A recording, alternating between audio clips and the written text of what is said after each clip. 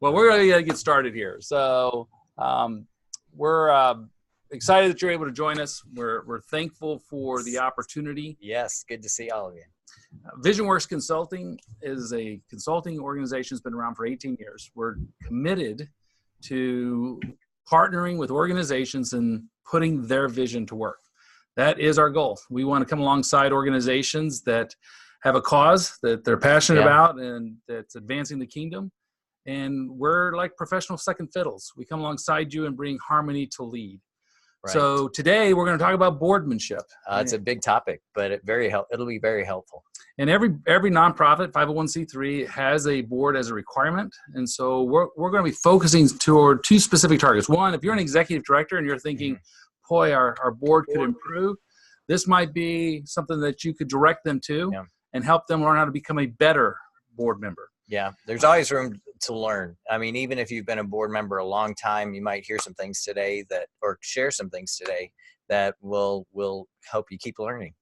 And then as well as if you are a board member, then we would love for you to be watching this. And if not here, but maybe when it's recorded on a playback opportunity, so that you as well could learn how to become more effective in your own service. So let's go to the slides. Let's share that, and we'll give you a little bit of information about how you can become a great board member. Onboarding. Onboarding. That's onboarding. That makes you think of warm weather. Surfboarding, onboarding. Well, okay. Anyway, go ahead. Moving on. All right. Onboarding. 11 critical laws for great boardmanship. By the way, let me introduce myself. I'm Kent Wallace, founder and president of VisionWorks Consulting. And this is Mark Davidheiser, our senior consultant. I've been involved in ministry and working in this area for about 25 years. Mark, for over 30 years. Yeah, and it's a great opportunity to share with you some of the things we've learned over the years. I know Kent's been on many different boards, as have I, but I've also had a chance to be an executive director. And so I can share perspectives from both sides of the table. Yeah, excellent. And something else, as you stay on board with us and watch through this seminar, we're actually going to do a drawing. This is going to go all the way through. I know, all the way through. Watch this all the way through. If you're on the live presentation, we're actually going to do a drawing at the end for free consultation. We'll either work with your board or yourself as an executive director or an individual and give you an hour's worth of our time to help solve maybe some of the problems you're faced with at your board. If you watch it recorded, then we're going to do the same thing. If you watch this recording in the next 7 days, then we're going to put your name in for a drawing, and you're also going to have a chance to receive an hour-long consultation pro bono, just our way to invest back in you and thank you for your time that you spent learning and growing. So let's get moving here. All right. On number one law of great boardmanship, personally connect with the mission. I cannot overemphasize how I believe this is one of the critical things. What typically happens with a board member is they become willing, they get involved, and someone finds out they're involved with one board, so they invite them to become another board. And then it's another board, and then it's another board. And the problem is they'll become like a mile wide and about a half-inch deep. What I really want from my board members is for them to be all in, so that if it's not the most important ministry, that is one of them. And I mean like top one or two things, because board members need to be fully engaged. That's right. And that's an important point, Kent, because you have been recruited to be a board member because of your skills and abilities, but the organization doesn't just want you to show up at meetings. They need you all the time, and they need you to help them in many ways. And it takes time. It's not just coming to the meetings. Yeah, and it takes time, like emotionally, mentally, spiritually, be invested into that. So you need to be passionately in that ministry and that mission at the deepest level, and then lead. I mean, boards lead, and they lead by example. They lead by involvement. They are our 5T, and we'll talk a little bit about this, constituency. They should be fully invested in the ministry in every area. Right. That sounds good. Number two, be completely aware of the ministry financial picture. The board ultimately is responsible for the fiduciary responsibilities of the ministry, the budget, the money. Are we on budget? Oftentimes, most times, that's delegated to an executive director. But that is a delegated authority that the board never gives up. They're still ultimately responsible for the financial sustainability. That's why they place the executive director in that spot. As a result of that, you need to know what's going on. And when it comes to that financial accountability, you can't be shy. If you're not a numbers person, if it's something that's not easy for you, then talk with your secretary. It's talk okay to your treasurer. ask questions. Ask questions. But the other thing is get the reports in a way that makes it easy for you to understand. Right. And another thing about the financial picture, the expense side that often we get focused on is just one tone of the picture. The other side is the revenue side. So as a board member, you might be thinking, okay, I'm here to make sure every expenditure is just perfectly spent and no waste, that there's nothing's going wrong. Yeah. But remember that the other side is a board member needs to know where the revenue is coming from and needs to be a part of that as well. So being a watchdog and making sure expenditures are done properly, you need to be involved in the resourcing as well. And I think one thing that we forget as board members is that you're involved on both sides. Yeah, absolutely. And we're going to talk more about even how involved that comes in and some of the new next points coming up to be fully engaged in the funding of the ministry. Now, there is a secular concept that says what you need to do to fill your board is to get a bunch of millionaires sitting on the board. I am not one that subscribes to that. I actually have a different viewpoint completely. I believe the most important thing is you have people that are passionate about your cause, that believe deeply in what you're doing. And that means from our standpoint is a biblical stewardship model, which is the time, talent, temple, treasure, and testimony of their whole person given to that cause for Christ. So with that mindset that I'm focused to advance this ministry, of those 5 areas of stewardship, testimony, believe it or not, is the most important part for our boards. Because what I've found is this: when you believe enough in a cause, so much so that you can no longer keep it a secret, then you're fully vested. Yeah, and I think that's highlighted for a reason. Testimony is the biggest gift, and sometimes as a board member, you might not feel qualified to really share the story. I had experience with one board member at an organization, and I would say he became a poster child board member because he learned to tell the story. At first, he said, Mark, I can't tell the story of the ministry. And I said, well, okay, fine. Just invite friends to come and we'll meet together and hear the story. And after a while, I said, you can do this. You can tell the story just like I can. And he started saying, well, Mark, if you want to be there, you can be there. If not, I've got this. I can tell the story. And, the other side of that, Kent, I think needs to be said. If you're hesitating as a board member to tell the story, there might be something wrong. Maybe you just don't feel equipped, then get equipped. Get someone to fill you in. Or maybe there's something causing you a little hesitation, maybe a lack of trust. Yeah, I was going to just step there because I think that's one of the things that most people don't actually understand. When it comes to asking people for money, when it comes to fund development, that is directly correlative to trust. And if you're working with your board, if you're a board member and you find yourself hesitant, you're like, man, I want to give, I want to be involved, but there's something holding you back. I would almost 100% of the time draw a direct line to this issue. There's something that you don't trust. There's a reason or something's happened in the ministry that's undermined your confidence.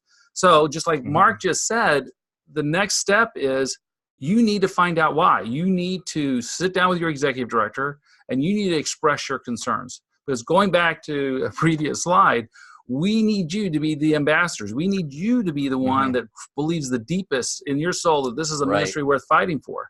And if that's it is. And if that's being undermined, you've got to find out why.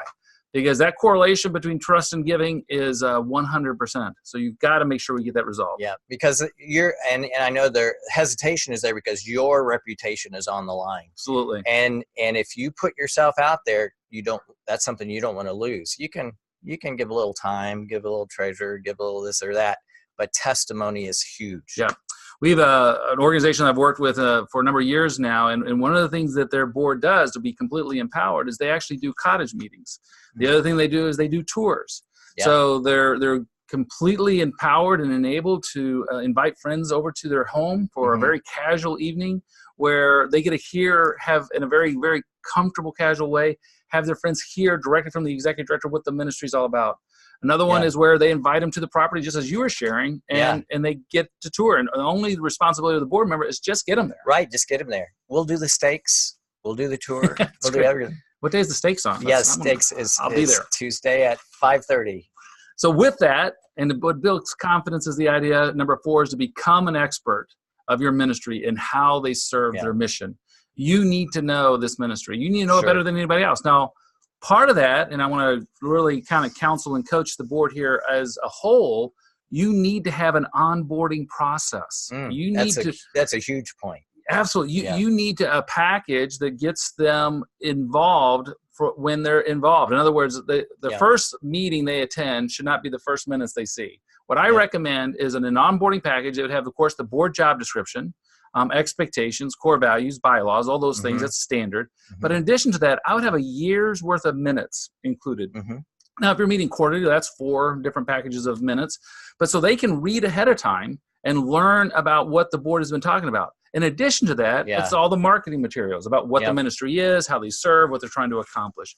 But I think that package needs to be in their hand before their first meeting. And I think even though some new board members already know a little bit about the history, what I found helpful too is to have a written history. Yeah, it's good. It can be a short document, 4 or 5 pages maybe, so that even though they've heard it, they can read it and see what they're doing now, where it started, and how important it is that they want to see it continue. Now, I know you were executive director for a ministry for 30 years, that a large portion of your board was actually not even close to where the camp was located. Right. They were in Chicago and scattered around the Midwest.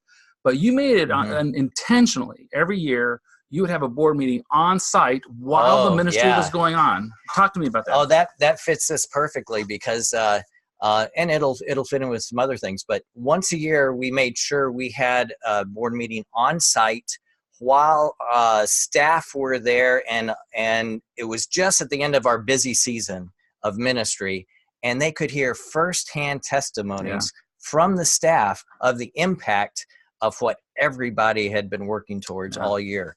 And so they could hear it firsthand and didn't just get it from me or from someone else on a report. They heard it from the mouth of the one who experienced it. That's fantastic. Great. Yeah. Find your niche, your personal area of ministry and focus. I cannot overemphasize this. We all have different gifts and abilities. There's some of us that are very verbal and like to talk, and anybody like that. Who's that? Yeah. And there's other people that are more naturally introverted and like to be behind the scenes. The key is find your niche. Find that area of ministry that you like to serve. Now, I'm going to give a little word of caution because we're going to talk about this in a later point. Now, when you step into that role, you go in there as a volunteer. You kind of take off your board member hat and you roll up your sleeve and wash dishes or, snowplow or whatever that area, mow lawns or just even be involved in the program. I have an amazing ministry that I'm working with right now that they do therapeutic writing. And a number of the board members are volunteers, trained volunteers that walk alongside of those, of the clients while they're on the horses. So they're feet on the ground. But when they're serving in that role, they're a trained volunteer. They're not a board member. They're a trained volunteer serving the organization from the bottom up instead of from the top down. And even if you aren't geographically close to the organization you're working with, you need to find a way to do this so you can have direct interaction with the client, with the target group that you're seeking to impact, so that you have firsthand experience. And these are no longer people on paper. They're faces and names that you've met, that you've interacted with, and that makes all the world of difference to me. Yeah. Excellent. It's fantastic. Learn the basics of Robert's Rules of Order. Favorite. This is my favorite. If you're, and this is probably, if there's a strong point, I want to make this strong point to you as a board member listening to this. If you're a board member and you are frustrated with your board meetings because they're disorganized or out of order. Yeah, exactly. Thank you. That's why it's my favorite. Yeah. If you're not following any parliamentary procedures, if you have no organization to the meeting and you as a board member are frustrated about it, here's a challenge. Then do something about it. You're a board member. You have equal standing. If you don't like the way your meetings are run, do some homework, watch some YouTube videos that are available and free on Robert's Rules of Orders they'll teach you the very basics of parliamentary procedures. Write it up or show the video in your board meeting and then make a motion and say, as a board member, I would like our meetings run more effectively. I would like to make a motion to see us do something that allows us to get through this agenda and these topics in a more organized fashion. I second that. Fantastic. It's not hard, but I guarantee you this. One thing we forget as board members is that you have, even if you're brand new, you have a say. And I want to empower you that if you can make the ministry run more effectively, then use the motion tool, which is Robert's Rules, to start moving the organization to a more effective meeting time. So things can happen crisp and you keep moving. Just a couple weeks ago, I was doing something else and I listened to a Robert's Rules on YouTube and it's a good refresher. And so it's something, if you're not thinking about it all the time, you need a little refresher here and there. So be refreshed, especially if you're leading a meeting. You need to have a handle of it. Also, keep engaged in your meetings. I know it's outside of Robert's rules, but bring a little life, bring a little passion to the beginning. Even a game, do something, mix it up a little bit, or start each meeting remembering the mission and bring a story in. Okay, this is off script, so I want to jump into something. I didn't do it. No, yeah, he did. He started it. I want to talk to you about something that I actually think should be a component of every single meeting. So one, in Robert's Rules, you should have come to every meeting with an agenda. So you should know what you're going to talk about. You should know what motions you're going to be acting on. At the top of that agenda, one thing I always build in is a leadership moment. And I think it's really effective if boards are reading through a book together during the year that either relates directly to your work that you're doing as a nonprofit or to leadership principles that you're trying to teach and train. If you're in the middle of a capital campaign, then you should be reading information that helps equip you to understand better what it takes to do a capital campaign. And then at the beginning, it's a 10 or 15-minute segment that you focus, first, I believe, on Scripture, but then second, on these tactical tasks and skills that you should be developing and growing as a board member, and you're doing it together. And it really helps bring a board together. And it also gives you the same language to use, and so you're using the same definitions for the different concepts that maybe everyone doesn't have the same consideration for. So good. That was a bonus. So that was 6.5. There we go. Participate in an office, committee, or task force. I am very passionate about this. When I've chaired boards or been president of boards, I want you involved. I want a board member to find an area that they can feel they can serve, be active and involved, because I believe that's why you're there. You're there because of your mind more than you are for your money. And your spiritual influence as well as your talent is what I really desire to have you invest. So you need to be involved. You should be finding that area, that niche that you like, and step in and roll up your sleeves and participate. And executive directors need to find a way to keep, and chairmen need to find a way to keep board members involved. If they just feel that they're showing up at meetings, they sense they aren't needed.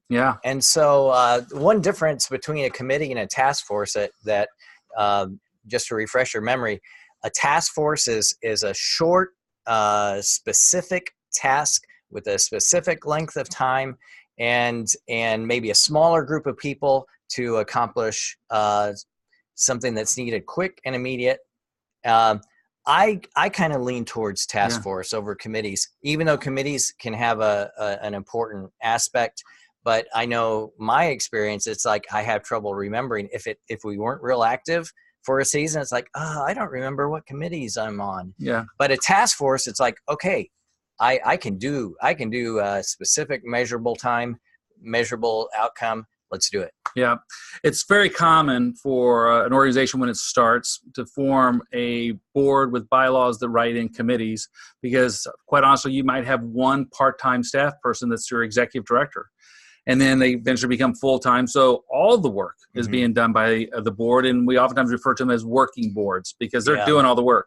But as the organization grows and you start to staff up, the ideal is to take these committee responsibilities that have been doing all the HR and finance and development. Those are important. And then move them into full-time staff positions. And as you make that transition, which we do a lot of work with organizations to move them into a governance, more 40,000 foot view or policy type board, then that transition to a task force type model is extremely effective, because you really don't oftentimes need standing committees anymore. What you need is problem solvers that can attack a specific issue, solve that problem with the collective intelligence of the board, and keep the ball moving. An example of that might be you're looking at buying a new piece of real estate. And so you bring together a team just to look at that. Or do we increase do we have resources to increase what we're giving for retirement or whatever?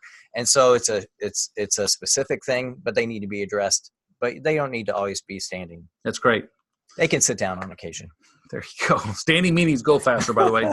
Hey, maintain board confidentiality and unity. I don't want to stumble over this because this is an important one. This is an important one. It is. I've used this term a lot, which is you need to stay in your lane.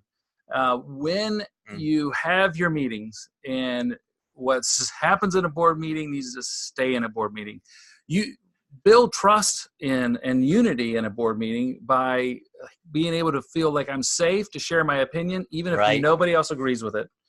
And at the end of the day, you've got to get to the point where you're okay voting against something, knowing that later on you're not going to be pigeonholed or stereotyped or crucified because you stood up against something that the rest of the organization was supportive.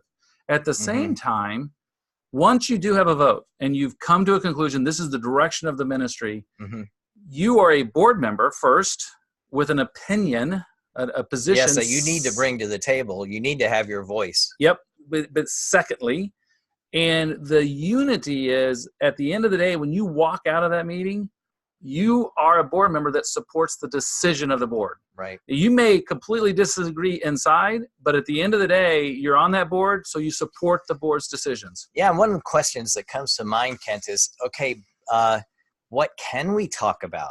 Because if we made decisions, how do we talk about those decisions even?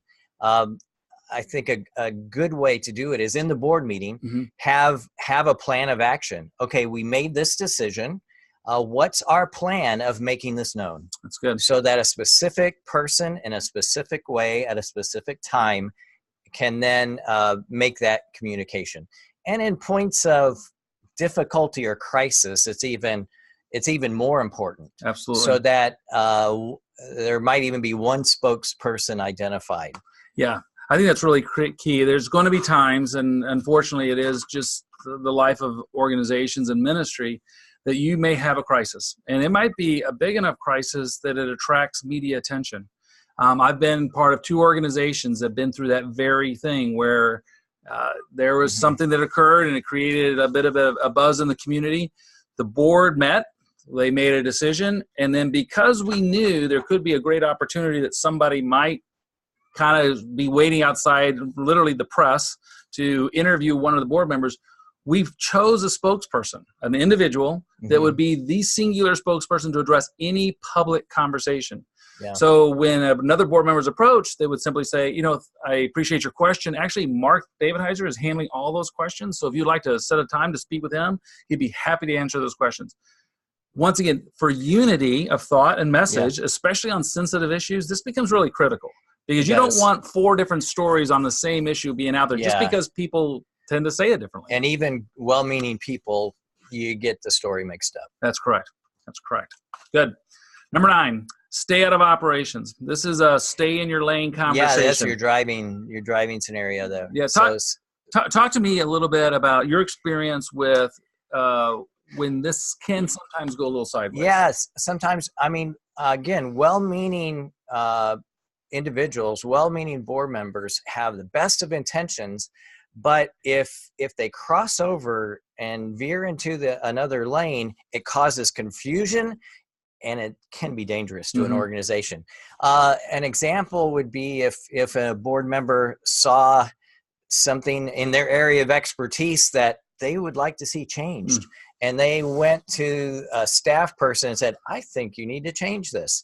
Then what it does is, for that staff person, create a little confusion. Okay, I know you're a board member. Am I supposed to stop what I'm doing or the way I'm doing it and listen to you and obey you, or am I still responsible to my supervisor or the executive director? And so it creates confusion that doesn't need to be there. One way of considering operations and board or staff and board membership might be two different realms, but they're all on the same team doing the same thing, but they're connected by a doorway. And there are two gatekeepers, the executive and the board chair or president. And so anything of importance, now you can go to someone and encourage them and whatever, but if you're looking to make change or looking to address a concern, use the gatekeeper. So a staff person takes a need up the path to the executive director, or a board member takes it to the board president, and at the gate they have that conversation, and then it disseminates out to where it needs to go. Yeah, I think that is such a critical understanding and concept. So as a board member, I'm going to be involved in ministry. We've just talked about that a few points ahead. I want you involved. I want your sleeves rolled up and participating in ministry. You're going to see things. It's going to happen where you go, man, I think we could do better here. So your path then is to bring that information back into the board meeting and talk to the board president. Have a discussion about it and see if there's any leverage there or any truth there that could actually make the ministry better. And if so, then he becomes the messenger back to the board president, to the executive director or president of the ministry, who then can take that information and push it back through the staff in a healthy way. And now you're going to have healthy change. You're going to have the positive impact that you're trying to have. Otherwise, there are unintended consequences, and it causes a stall, and it causes a little confusion. It's here in Michigan, we understand it would be a whiteout situation where it's like, okay, I don't know how to keep going. Don't even know where to go. Number 10, be prepared and be report current going to every board meeting. As chairman of the board and for a number of years, this is one of those things I kind of really hammered. And I want to tell you, as a board member, I was always prepared. Always. As a board member, tell me if this scenario doesn't sound familiar to you. It's been a busy month. You've been super, super busy. Things are kind of going crazy. You come running into the board meeting. You remembered your package, which you're really happy about that. Oh, I got one? Yeah. Did I get? Yeah. Oh, you got it. By the way, 3 days in advance at least, hopefully a week. You sit down at the meeting, and all of a sudden you're kind of flipping through it, and then you hear the chairman go, can I have a motion to approve the minutes? And instead of immediately someone saying, so moved, you see everybody's heads drop, and everybody starts reading the minutes.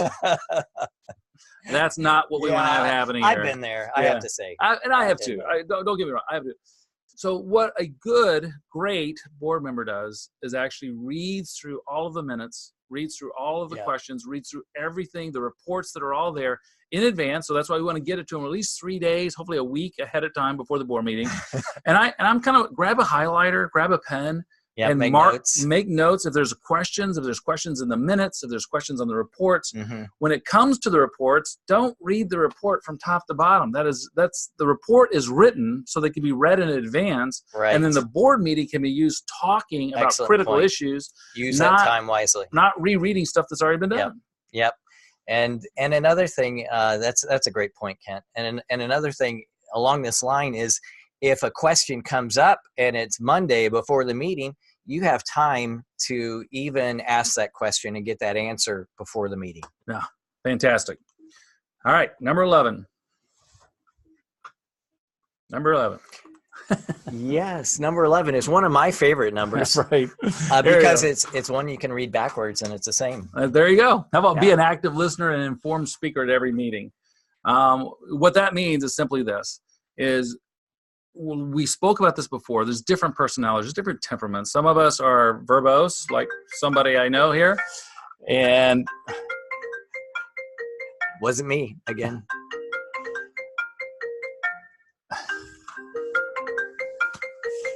I'm an active listener. Yes. I hear something right now. All right.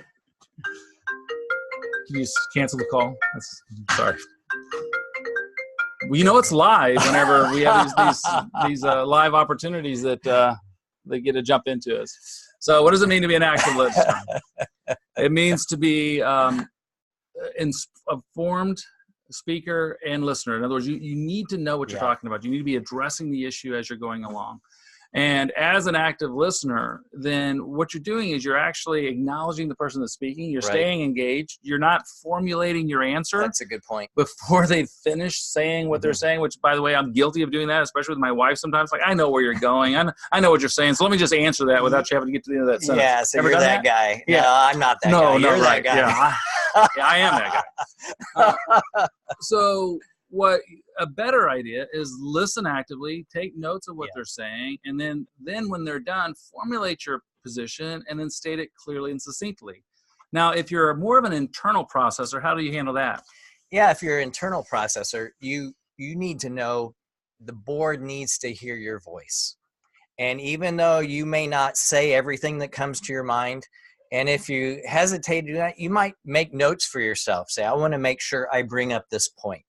And as someone else is speaking, as an active listener, you're facing them, you're hearing them, you're making notes. And if you don't understand, feel free to say, hey, I may not see it that way, but I want to make sure I understand your viewpoint. And so that's the type of interaction there should be. But if you're a quieter person and maybe not an active speaker, then you still need to use your voice. Yeah, and one of the things that I actually coach is if you're that type of person that really needs to think about things before you say them, then just write out your response. Just as you're thinking about what you want to say, then write it out and then read it. Just read, this is what I think regarding this issue. The other thing is if you're president of a board, I think you have a responsibility to every member there to make sure you're looking around the table and drawing out all positions, even from that really quiet, wise counsel at the end of the table. Yeah. You need to be asking them, so Mark, do you have something to share on this? I know you've had a lot of experience. What would you say to this? And actually put them in a situation where they give them the platform to actually speak. Right, and even if you think that your question may sound stupid, I know in one of my professors, he does a good job doing this. He must see a confused look on my face, or like I want to ask a clarifying question, and I won't say anything, and he'll go, Mark, I see you have something to say. It's like, and then I ask the question. Yeah, that's good. But as you lead a meeting, you need to be watching for that. But also as a participant in the meeting, you need to be aware of sometimes your nonverbals. Yeah. As a listener, sometimes I've never been accused of this, but sometimes if I'm in a sporting event and I see a call and it's not going right, and what did you just say? What did you just see? And I'm talking to the ref, of course, and then the people around me are going. They're going, what's going on here? I go, oh, I'm not angry at it, but all of your actions showed you were angry. So I know that's a little bit overdone, but you understand what I'm saying. Dramatized for effect. Your nonverbals are so important in keeping that safe environment that all the interchange can happen from the soft-spoken person to the bold, boisterous person. Crazy thing, he is the soft-spoken person. So let's review. So what we're talking about here is personally connect with the mission, number one. Oh, yeah. And number two, be completely aware of the ministry's financial picture. Number three, be fully engaged in the funding of the ministry. Number four, become an expert of your ministry and how they serve their mission. Number five, find your niche, your personal area of ministry and focus. 6, learn the basics of Robert's rules. Number 7, participate in an office, committee, or task force. 8, maintain board confidentiality. Number 9, stay out of operations. Yeah, do that. Number 10, be prepared and be report current going into every meeting. And number 11, be an active listener and informed speaker at every meeting. Now, Ken, I know you came up with the 11, and that's really catchy because you can hear it. I like to think in terms of a dozen, because all good things come in a dozen, like donuts. Yeah, that's good. And even a baker's dozen. Oh, like 13. Yeah, 13. You can remember the number 13. But let's say if we added a couple more things, I think it's important to add prayer on both ends of this, because brilliant. in all these things, it's really, we're looking to God for guidance, because he's the one that's going to bring power and effectiveness to this mission that we're on. That's great. It's fantastic. I want to thank you. Thank you for your time. We're going to do a drawing for somebody. We've already done that. Oh, we're going to pick a number. Okay. So, I found one great use for Siri, which we're going to grab the phone here right quick, which is she can pick a number random between like 1 and 6. So we're going to do that right. We do that right now. This is the one use I find Siri is actually effective at. Siri, pick a number between 1 and 6. I didn't know Siri did that. You can't talk while I'm doing it. Siri, pick a number between 1 and 6. Here's what I found on the web. So Siri does this really well. And this is the one thing she doesn't do well. Siri, pick a number between 1 and 6. Okay, I found this one. Well, I don't know what this number is. Sarah. So pick a number between 1 and 6. I'm going to pick 2. 2. Number 2 is Jonathan. So Jonathan, you've won an hour of free consultation to work with you or your board. Awesome. To talk about just anything you want to talk about. We'll be happy to consult with you and have an opportunity to find out more about your organization and what's going on there. April 11th, we have another webinar coming up. We're going to be talking about the 5 T's of biblical stewardship. One of my favorite topics. Foundational. It is. If you have feedback for us, we would really love to hear how we did, and other information, other topics you'd like us to be talking about, then info@visionworks.us. You can send us an email, and we will either, if it's a personal issue, we'll respond to you personally. If it's something that we can turn into a webinar. Maybe build a new webinar off of it. Yeah, we'll absolutely do that. We'll absolutely do that. So April 11th, if you're watching this as a recording, so you're watching this in playback, and you type in, and you do this in the next 7 days. So you got between now and next Thursday, in the next 7 days, you watch this, and you type in putting your vision to work in the response form. Vision works. That's right. Put your vision to work. Then we will also put your name into a drawing for an hour free consultation. Awesome. All right. Good. Well, thank you. This has been a delight and a joy to be with you. Thanks for joining us.